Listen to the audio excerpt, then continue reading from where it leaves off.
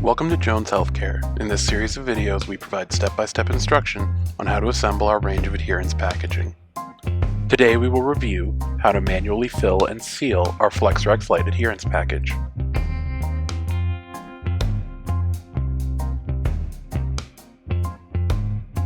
Place the blister in the sealing tray with the longer top flange directed towards the top of the tray.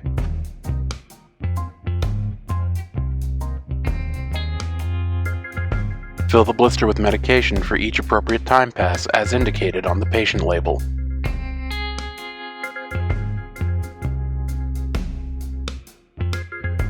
Snap the edge ties on either side of the label. The location of the edge ties can be found on the back side of the label.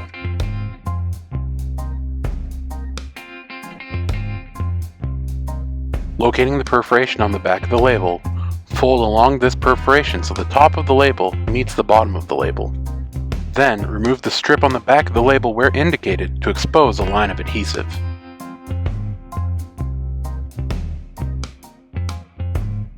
Orient the label with the colored side facing up and the folded edge at the top. Center the label with the blister, aligning the folded edge with the perforation line at the top of the blister.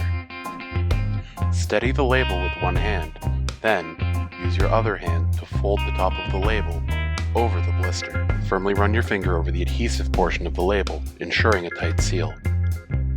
Now fold back the label and verify the medication.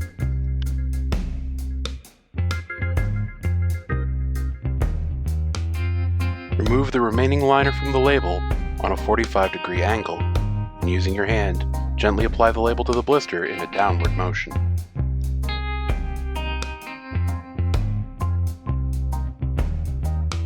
Using a roller in a horizontal motion, apply firm, consistent pressure over the entire blister to ensure that a solid seal is achieved across all surfaces.